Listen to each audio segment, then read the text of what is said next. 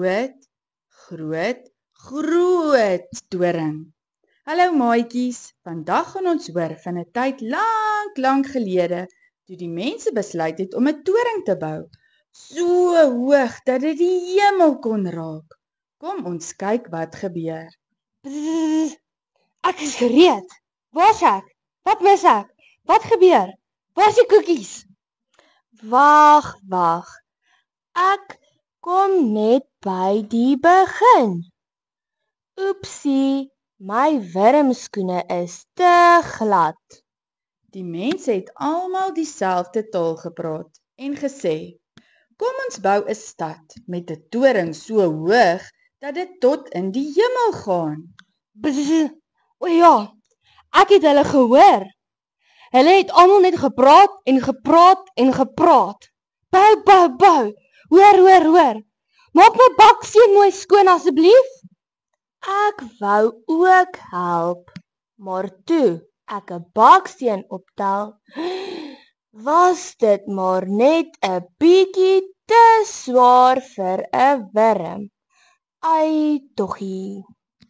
Maar God het gesien, die mense maak hulle eie planne en vergeet om op hom te vertrou. Hulle was trots en wou beroemd wees. Toe besluit God om hulle tale te verwar. Bzz, o ja, dit was chaos. Een oomblik het iemand gesê, gee vir my 'n baksteen.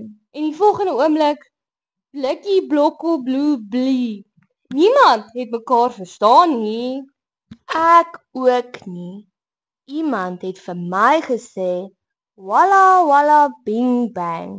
En ek het gesê, dankie, maar ek eet nie meer sop nie. Omdat niemand mekaar meer verstaan het nie, kon hulle nie die toring klaar bou nie. Die stad se naam was Babel, want almal het net gebabbel. Bzz, sjoe, dis wat gebeur as ons dinge sonder God probeer doen. En as jy dink jy's te slim, eindig jy soos ek, onder 'n baksteen en vol stof. Wanneer ons saamwerk en God eerste sit, kan ons groot dinge doen. Maar as ons trots raak of dink ons weet beter, dan raak alles so de mekaar, soos my wurmkrulle wanneer ek wakker word. God wil hê ons moet afhanklik van hom wees en nie net trots op onsself nie.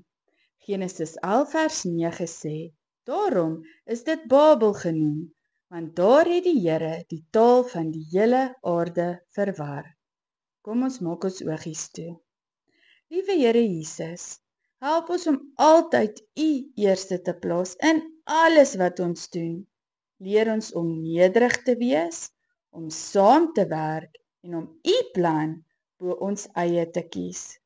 Dankie dat U ons lei en liefhet. Amen. Amen. Bye, maatjies.